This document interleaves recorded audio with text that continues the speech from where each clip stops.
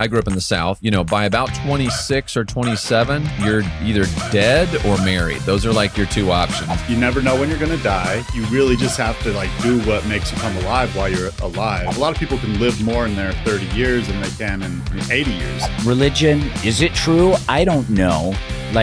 So the easy answer when a child asks about death and what happens after death is to say we all go to a happy, fun place. That's easy. What's up, everybody? This is the Midlife Crisisses. That's right. There's multiple crises happening at the same time. We're all here daily. Wow. Okay. Yeah. Just from the moment the day starts. This is what we're going to be getting today. All right. This is good to know. Thanks for the hat tip. Yeah. Very, very excited to dig into that. I'm one of your co-hosts, Tyson Apostol. You may know me from Survivor, the TV show. I cover Survivor as a host on Spotify, and I've been labeled America's dad by people who know me. But Tom Hanks actually called you America's dad. He passed the torch on in an Olympic-like ceremony. I remember seeing that on CNBC. Yeah, it was a while ago, so I don't know if it still holds. But I'm here with two friends that are new friends to me. But I was on a trip recently in the Canadian Rockies, and these are two of the most hilarious, clever gentlemen that I have come across in the last handful of years, at least. Why don't we introduce ourselves? Who wants to go first? Hi, guys. I will. I'm William Drumm. Some people call me Bill, some call me Billy, but I'm William Drumm. So if you see me online, it's going to be William. I'm an underwater photographer who lives in Denver, so I have to travel a lot, but that's how I like it anyway. So we met on this trip recently, and it was so much fun, and we were flying around in helicopters and doing all kinds of cool things, and this all came together, and I'm really excited to be here. And you are a dad of a young daughter. I've got a 4-year-old daughter. I've got her half-time. Me and my wife separated at the beginning of this year. So, it's been quite an adjustment, but it's been really, really eye-opening for a lot of things. And I've got a lot of crises to talk about. So I feel like this is just perfect for me. That's why we're here, bro. Let's crises up. You know what I mean? Let's crises up. I'm Bradley Hasemayer. I was stoked to get the nod from Tyson when he was like, hey, we had fun on the trip. We have a lot of stuff in common. We're also very different. And that makes for great conversation. And so I love this opportunity. Essentially, it's a bit of a selfish pursuit on my part because it's like a scheduled fun Zoom. And so I love that. For now. Yes, as Tyson took the torch as America's father, we will be taking the torch as America's pod. But right now, we're still building up. We're still getting ready for that. So, William, you're going to be traveling even more than just Denver, just so you know. I'm a dad of 3. I have a 4-year-old whom we adopted. I have an 11-year-old who is referred to as a bio child, which is always such a weird term because aren't they all? They're better for the environment than the bio children. Exactly. Yeah, she offsets her carbon footprint with some tokens every day. We plant trees. She plants trees. Yes. And then we have a foster daughter who's 27. So I've got kind of the whole range. Okay. I am a content creator. I'm an on-camera host for years. Did a lot in the automotive space. I still write articles about cars and do videos for cars. And now work with other brands as a kind of a content creation agency. And so I kind of parlayed my experiences on camera with small crews into, I could kind of do that too. And so my schedule is weird and wild, and every day is a little bit different. And there's a lot in there that leads to my own crises. Am I doing it right? Do I have enough money for my family? Should I have taken like a stable job? Am I around too much? Am I not around enough? It's all these things. Not to mention just your own, like comparing yourself with other people from college or your friends in terms of, status and where they are and all that. So there's so many opportunities for crises, and I'm excited to get into it with these guys. Yeah, and I guess I didn't go into my family life. I got married a little bit later and I'm an old dad, but I kind of, as I was like thinking about that earlier today, we're all old dads kind of. Yeah. But I also was raised Mormon in Utah, where everyone's a young dad. So me being a dad in my late 30s for the first time was very, very out of the norm. But not so different from a lot of the world. Well, on that note, I was just going to edify you, because when I moved to LA, I grew up in the South in Tennessee. I'm coming from Atlanta, by the way. That's where I'm located. But lived in LA for almost a decade, and I, by about 26 or 27, you're either dead or married. Those are like your two options. And so I was not married. I didn't get married till 31. So it was like, for me too, it was so strange because all my friends had multiple kids. Their kids are in high school. I've got like peers whose kids are now entering college. Yeah. But in LA, they're saying, oh, slow down. You're 31. You have your whole life. Don't get married yet. Yeah. And my friends are like, you should be retiring. Are you dying? Are we coming to your funeral or your wedding? We don't know which one it is. So culture plays such a major role in what creates a crisis too, I think, because it's a lot of should. I think that's what leads to crises. So I think you bring up a really good point in terms of, the environment that you're in oftentimes is what can contribute to this uncertainty of like, oh my gosh, I should have more money. I should have more kids. I should have more status. I should have less things, whatever it is. Yeah, totally. I think it's a roller coaster of, constantly being like, I need more stuff. I need to flex a little harder. Oh, why am I spending ridiculous amounts of money on this when that's my children's future that I'm essentially spending? Also, why am I grinding so hard? Oh, so that my kids can have a future, but then I don't get my thing. But like, where is the balance? And that's what this podcast is all about. So each and every week, one of us is going to, as we moved throughout the previous week, come up with a question about life that is relevant to hopefully all three of us. And we have some different answers and can approach this thing. And if we can't become better people for it, at least hopefully we're entertaining to those listening. Yeah. And I think the hope of this too, at least from my perspective, is just to connect with other people who are wondering these same questions or who are wrestling with this. And traditionally in the guy space, we don't do a lot of talking or processing or, it's like, campfire, me take girl, and so to create a space that at the very least is a sounding board for people who are going to be listening to think, oh, either A, I've never thought about that before, or B, I think about that all the time. I'm not so weird. I'm not so different. Totally. And that's part of my hope from this. Yeah. For me, like, it's been so important to connect with other people who have gone through things as I went through my divorce and becoming a single dad. Like, seeing just people online or friends and hearing their stories has been like super, super powerful for me. So if we can just help, anybody with that same kind of connection, I think it's pretty big. Yeah. And with that, Bradley has had a question teed up for 2 weeks. Last week, we had a crisis of our own as we experienced some technical difficulties and we're unable to get this thing off the ground. But today, it seems like everything's working and we're ready to go. We haven't heard the question from Bradley yet. He's just going to spring it on us and we're going to have a conversation about it. So let's hear it. All right. If train A leaves the station, no, I'm kidding. All right. So how'd you know? But it's always 32. Yeah. All right. So this is something that has come up recently without me really even looking for it. And it's this idea of mortality. Like, we are dying, there is an end to our story at some point. And I don't want to go dark and negative, but really looking at this as like, then what, right? It's like this guarantee. And I noticed, I've got a couple good guy groups and we'll do like a weekend away or even just like grab dinner whenever all of us can, leave our cities and meet somewhere in between. And as we've been growing together, you start seeing more of these things happen in people's lives that are natural. Someone gets sick. Oh yeah, that person died in a car crash. Other things going through, lost a child, right? Miscarriage or, infertility, these types of things. So as we get older, there are these common shared experiences, but also as I'm getting older, like I would say within the past 6 months, a friend of mine had a relapse in cancer. An associate, we weren't super close, but if we saw each other, we would definitely know who each other were, randomly passed away on a trip with his family. They were all on vacation. Brutal. He just died. And it was actually right before the ProMaster trip that we were all on. And there was a part of me like, should I be going? Like that kind of thing.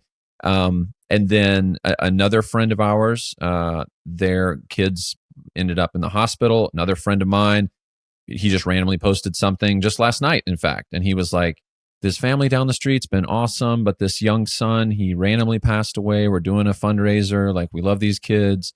And so mortality, of course, can hit anyone at any point. But as we get older, I think it feels like there's a whole lot more at stake, whether it's leaving a family. In fact, 2 days ago, I had a meeting with a lawyer about a will, just because I want stuff kind of like, figured out. We have a house for the first time. We've never had a house before. Now we have a real asset versus just like, an iPhone 7 that I could pass on. Yeah. The 7, huh? That I finally owned. I finally owned the 7. It was $3 a month payment to Verizon. I got that paid off pretty quickly. So yeah, I just wanted to kind of float that out there. Like, how do you guys approach mortality? Just the idea that we are getting older and we don't know. Hopefully we live to be super old, but then there's also things happening around us. And then how does that impact how you live and what you do? Well, I'm glad we are starting with such a light topic to ease into this. That's how I roll, bro. With death. Yeah, sounds good. Yeah, and I think that for the most part, it kind of seems like your life, like the number of deaths in your life are like a graph where the older you get, the more deaths there are. Yeah. And especially for my parents, like their friends seem to be just like dying left and right. That's the only news you get from your parents. Yeah, no, like, totally. Going to a funeral here, going to a funeral here. Bro. Yeah. And I agree too. I've had, and it also seems like death kind of comes in waves because I've had my brother-in-law recently passed away, and there was some other family friends, my parents' friends who have passed away recently. So I totally agree. And I think that also on that ProMaster trip, we hung out with some pretty extreme athletes who do like a lot of base jumping and wingsuit diving and all that kind of stuff. And everyone they know is dead. Yeah, everyone they know is dead. That's what they were saying. Yeah, I thought that was a really interesting conversation with them. Yeah. Because, were you at the table when I asked them that? Yeah, I think that, what they're looking at, and I really agree with this to an extent. It's like, you never know when you're going to die, and you really just have to like do what makes you come alive while you're alive. And even if that ends up leading to your untimely demise, hopefully it doesn't. But if you're like living that and doing that, like a lot of people can live more in their 30 years than they can or even like 20 years than they can in 80 years. So I think that it's really subjective. And I think that like the most important thing is just like doing what you love. And as long as that's not harming others, then that's really the way to go, because you can't ever predict it. And it always comes suddenly. And yeah. But is it harming others if you die early and you have a family that is relying on you and stuff? Like that's where that's where I am torn. Is it's like, I don't want to do that stuff. That like all the base jumping and stuff scares the shit out of me. Like I don't want to do that. Yeah. So that doesn't bring me life. That just like the only joy I get if I do something like that is when it's over and I'm like, oh my God, I'm still alive. Thank you so much. I promise to whoever's listening. The whole point of this is to not die. That was it. It wasn't to have fun. Yes. It was just get on the ground. Yes, exactly. And there's such a relief. So to me, like I was hearing this and I was like, yeah, that makes sense. But also like, and to these people, everybody's limit is different. So that's what I'm trying to tell myself as they're like saying like, oh, you got to live and stuff. I was like, their limits are different than mine. I definitely do things that other people would consider dangerous and high risk that to me are not, because I know my own limits and I know what I can do. And William, you're like deep diving, taking photographs. You're in the ocean. You're around these crazy animals. You don't know what they're going to do. So yeah, I mean, when you were saying how like when you do something extreme like that, the best part is afterwards and you're still alive. Yeah. Like I relate to that, but at the same time, like I'm just thinking back about some times where I've kind of been scared, like, in some of my trips. And one of those trips was diving with like saltwater crocodiles in Banco Chinchorro in Mexico. And it's crazy. You go out to this little island in the middle of the ocean that nobody's really heard about called Banco Chinchorro. And it's like a big lagoon and all the crocodiles live in the lagoon and then they swim out into like the salt water. and you stay on a fisherman's hut in the middle of the ocean. There's nothing around. There's no resources if anything went wrong. And like that first night that I got there, I was like, this is, I don't know, this is pretty intense. This is pretty scary. I'm not sure how I feel about all of this. And then I went in and did the diving, and it was so great, so much fun. And like that next day, I was like, this is like living. I don't know. Like, it wasn't after it was done, it was during it. And it's like, I'm so glad that I was able to face this fear and like come out here and be with these animals in this remote location and sleep in a hammock in this fisherman's hut. So I don't know. I think that for me, it's kind of. But like, would you feel that same way if you were dead now? If I got eaten? Yeah. I don't know. I wouldn't feel anything. I think that's probably the best thing about being dead, is because you don't have to worry about any of that stuff. You know what I mean? I'd be so pissed if I died. I'd be so pissed. Yeah, your family might be pissed, but you're resting. Yeah, you're resting. I mean, we're at this weird stage where, like, I'm 45. And you guys are close in age. William's a little younger than us. Yeah, I'm 39. But I still feel invincible.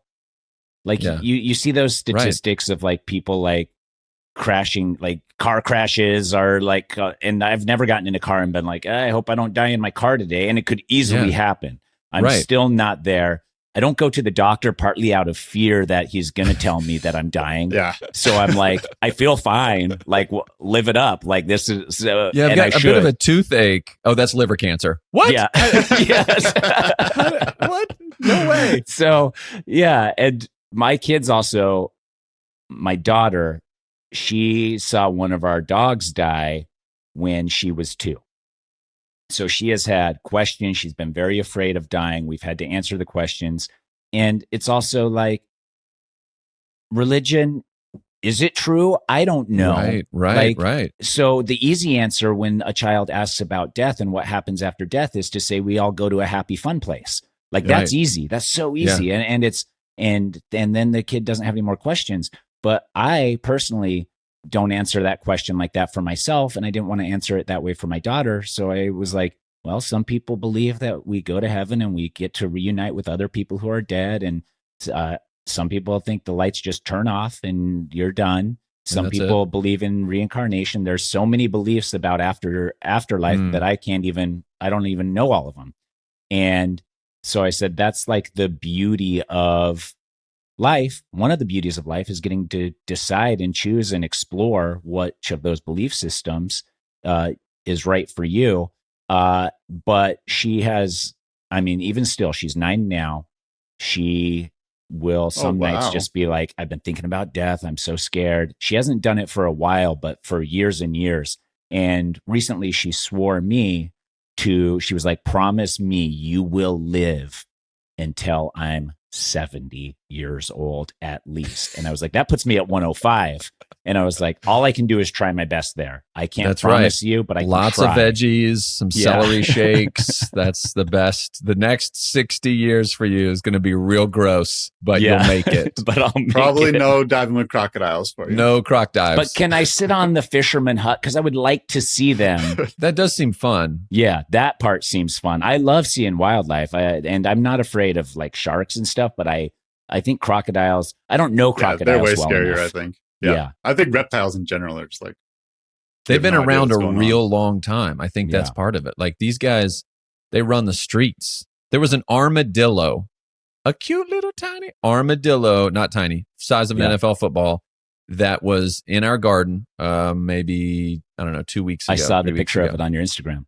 Scared the crap out of me. And they're not scary from the standpoint of like, they're not coming at you. He was hanging out, hiding in like this little like mulch pile.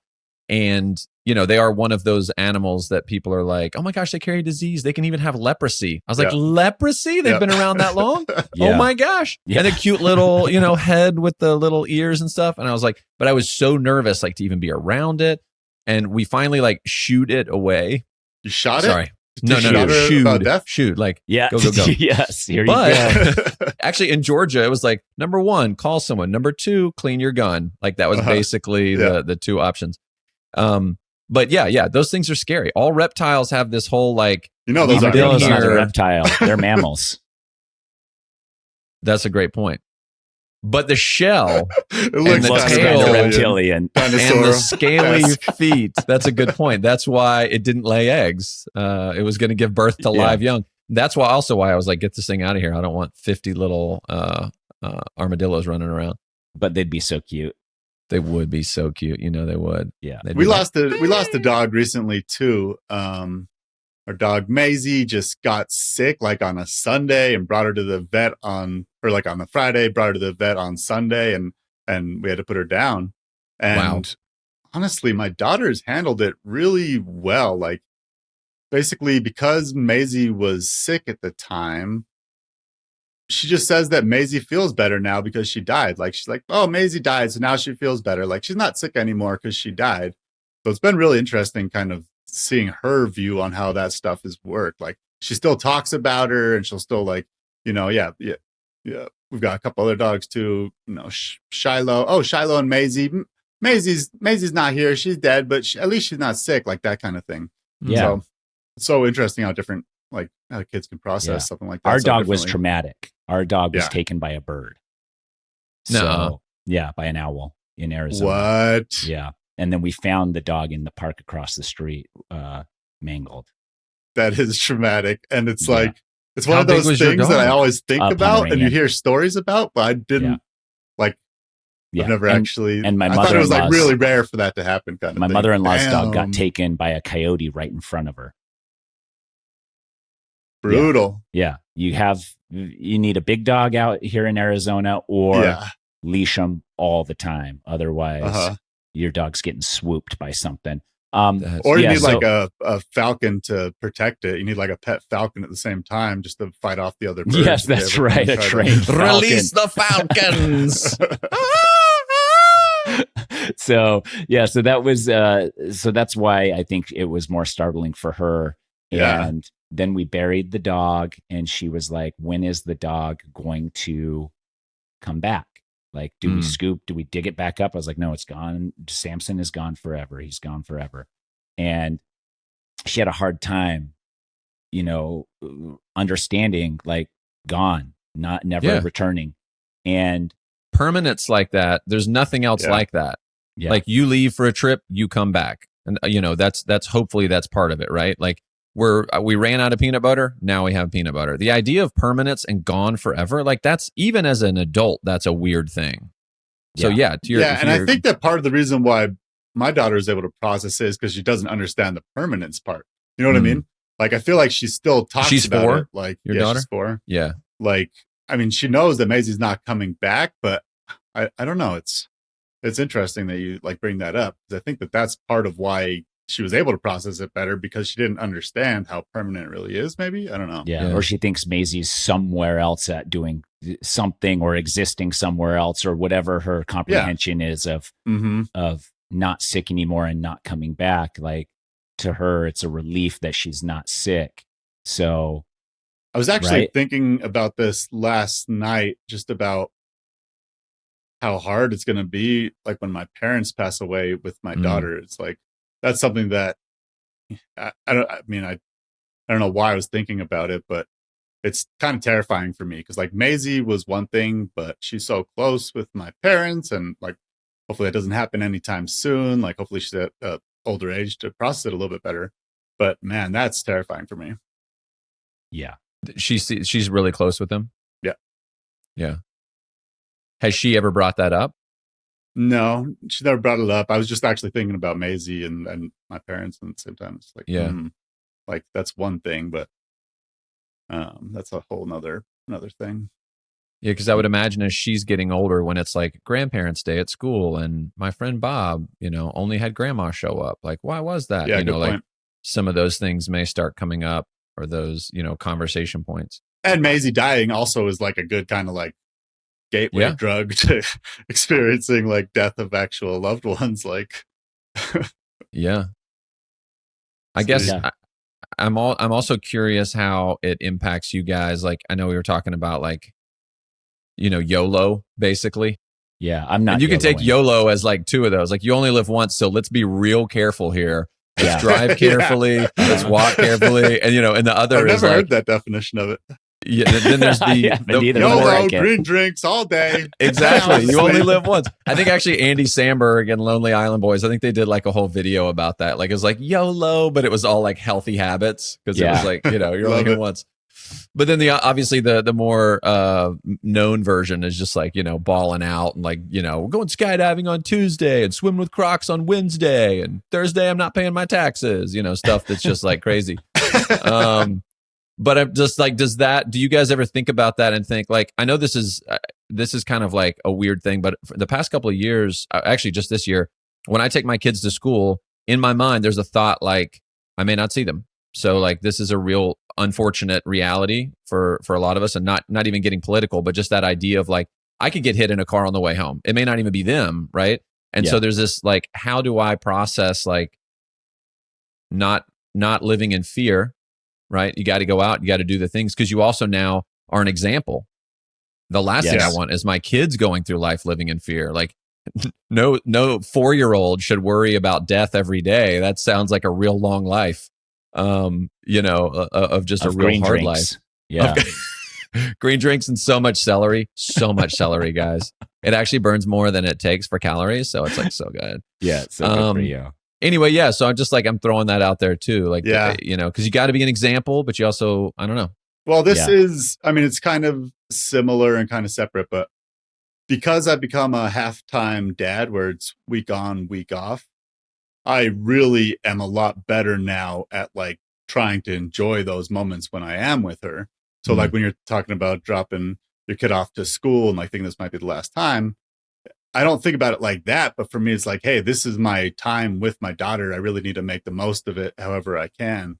And that's been like really one like blessing of this whole thing. Like my relationship with me and my daughter is so good. And partly because I realized that like I don't have as much time and I need to make the most of it. And it extends too into like mortality somewhat. Like when I'm going on trips and stuff, I really try to make the most of my time with her before I go on those trips. But yeah, it's definitely something that I think about, and also with what you're saying with how you got to set an example. I think that that's super important because it's so easy, especially as a halftime dad, like it's so easy to get bogged down in the parenting stuff, like, taking her to school, doing whatever lunches and making dinner and making sure to get she to bed on time, that kind of stuff, that when I'm with her, it's really hard for me to do stuff for myself at the same time. And obviously I have the week off to do that stuff, but then she doesn't see any of that. Right. So like, that's a good point. Trying to figure out how I can still incorporate the things I love, like the stuff that brings me like joy and into our relationship together that aren't like, kids things. Like it's not taking her to the kids museum. It's something, it's really easy for me because going to rated R movies. Yeah, something like that. Right. She has been bugging me for a while to go see some. She doesn't really know what aliens are. Me and my dad went and saw Alien, and she's like, "Dad, when are we going to go see aliens?" Yeah, my kids every time they see the poster, they're like, "Can we see that next?" I was like, "Nope." I'll check it out first. But it's like if you don't have that appreciation of things being finite, I think it's just so hard to like make the most of it. So I think that having a healthy appreciation that you might not see your kid again, and it sounds really dark, but also I think that that's kind of the only way to kind of solidify what you're supposed to be doing at the time. And it extends to everything too. It's like you only have, life is too short. You can't be stuck in a dead end job. You can't be doing this stuff because. Right. Exactly. I don't know. I'm not religious either. And like, I've been kind of checking out some more philosophical stuff lately. And like one thing that really appeals to me is that like, we're all just like a cosmic accident. Like there's no reason for any of us to be here. Like there's no real meaning for any of our lives. It's just like chemicals and things happened in the universe and bam, here we are. But that's not like a nihilistic viewpoint. That's actually like a enlightening viewpoint because it's like, yeah, there's no meaning. So it's up to us. Like we give meaning to everything. Like without, you don't have to pay attention to scripture or whatever it might be. If you're like religious, you're not nihilist. So it's not like you're depressed. Like there's no point. I can't go on anymore. It's more like, yeah, there's no set point any of this, but it's up to me. And I have the gift of being able to give everything I do meaning. And I think that it's been something I've been really into lately. And I think that's a pretty powerful way of looking at things. So let me ask you both this before we close down. If you're given a set time to live, like let's say I go to the doctor and he's like, you got 12 months, buddy. How are you changing your life? Are you changing your life in any capacity? Like I'm torn between like grinding extra hard to amass a larger fortune for my family, but then I'm also sacrificing time with my family, which is what I would want more for myself. But for them, I'd want to build as bright a future as possible to get them set as much as I could. So like, how are you approaching that? William, you're given 1 year to live. To be honest, I don't think that I would be approaching it in terms of like working to make sure that like there's money for my daughter after I go. For me, I think it would be much more about the time and the experiences while I have that year. So yeah, I would probably be traveling the world and with my daughter and doing whatever I can that it would like just amassing a large amount of debt to pass on to her. Completely in debt. Find out what the life insurance policy is. All about the life and insurance then just policy. meet it at that level. 100%. Yes. Yeah, we're going to spend $800,000 on travel. The $1 million will cover it. You'll net 200 and have a great year. I don't know. My parents were always kind of like, you know, experiences over possessions, and kind of the mindset where if we give you these great experiences, then we don't really have to like provide for you financially because you're going to be in a position. Yeah. You'll have the tools to do it yourself. And I think that that's kind of still how I feel too. Yeah. Cause you could get a job at Starbucks, but you won't be able to go skiing with your dad again, or, you know, like that kind of income will come. It may not be, you know, it may be a struggle, but I don't know y'all's background, but I moved to LA because I was like, I'm going to give this entertainment career a chance. I was a PR major, journalism major, graduated college, worked for a nonprofit for a few years. And I was out there like barely making ends meet, but I was still nonprofit. It's literally in the name. Yeah, exactly. And I went from there to working in 2 restaurants in an expensive city, knowing only like 2 people. And so, I've experienced to some degree the concept that like you can get some kind of job, but you can't replace that time, right? Time is money. Yeah, same. And I think experiences too. I think culturally they've become more valuable too. Like more people are leaning into that versus like the opulence of the 80s with the Lambos and the Rollies and you had all these possessions and like you can't take it with you kind of idea. Yeah.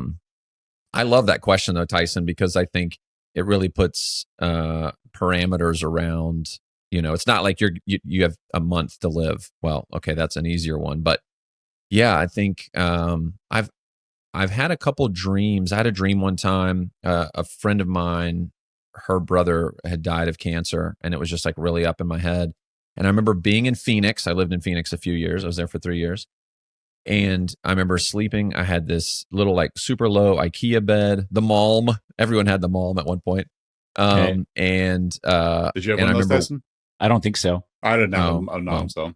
Can't hide money, guys. Sorry, I had to shop at IKEA. So I went frameless. I had no bed. I just had mattress on the floor. Right. I see the Restoration Hardware certificate behind you for ownership of bed. Yes, that's the $10,000 sleigh bed.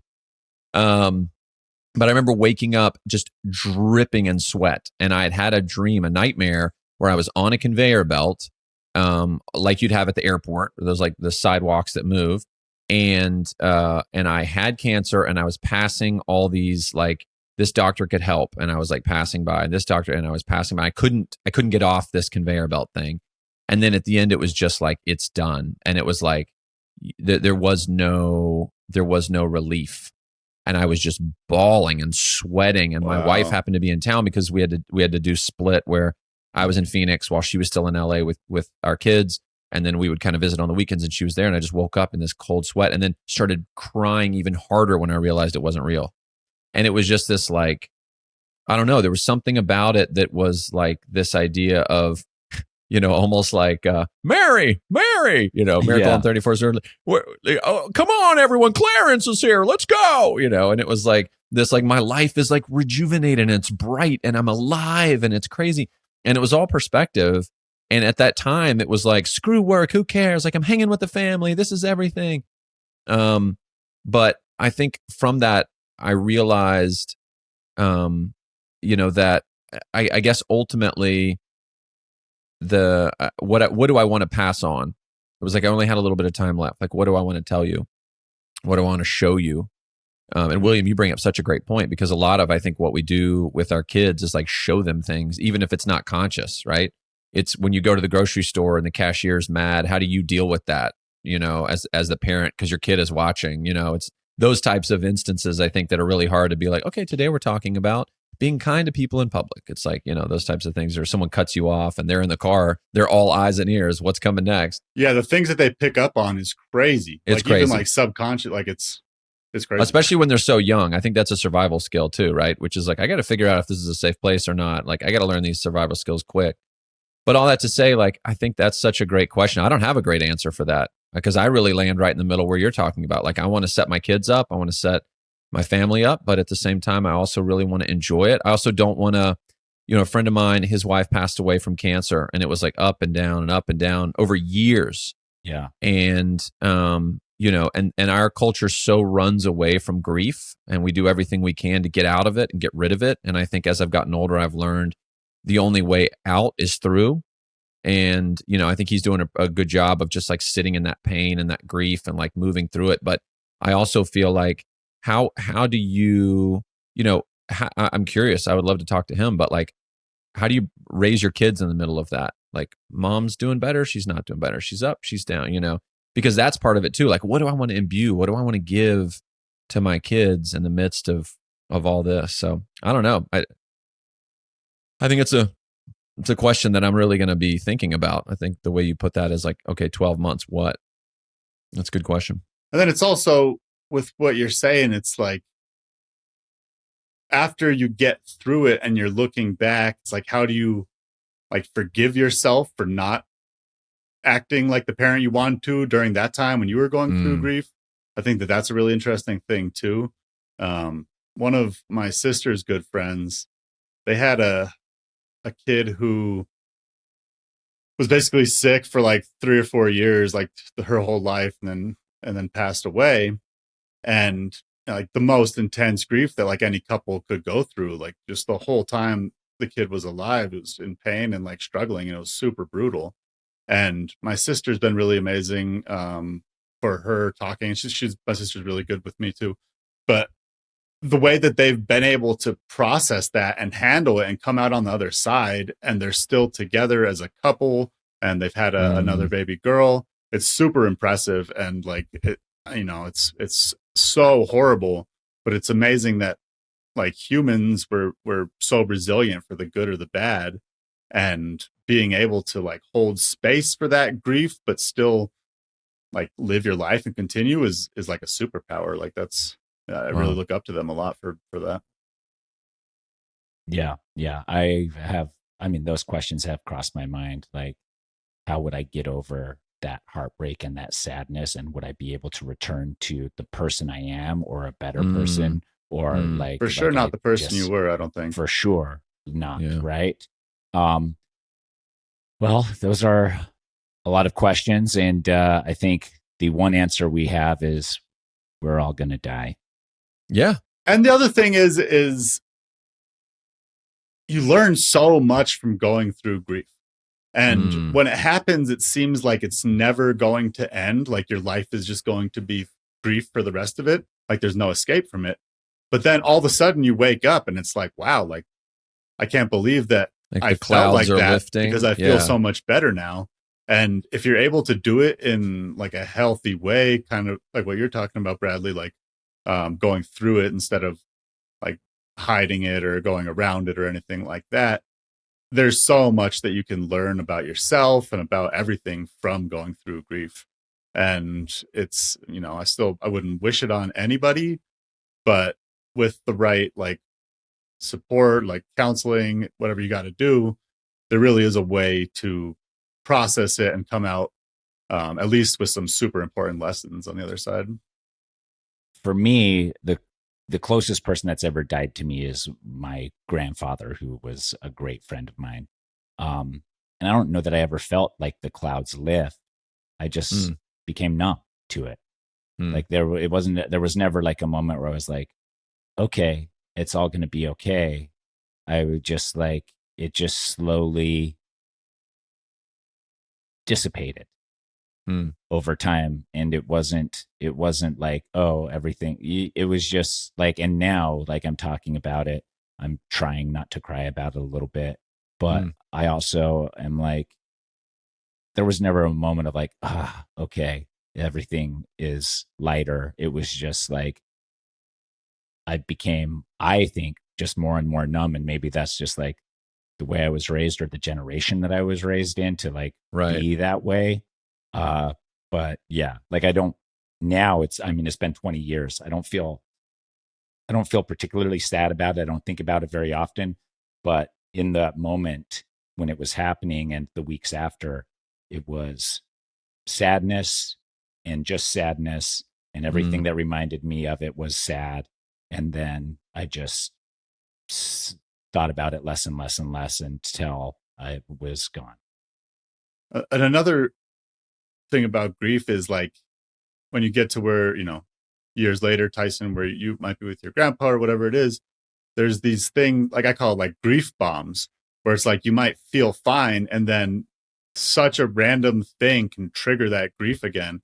And it could be like a smell. It could be, seeing something on Instagram. It could be even just something you think about, and you can be doing fine and feeling great. And then all of a sudden there's this grief bomb where you're just like back into that same headspace of just like complete like despair.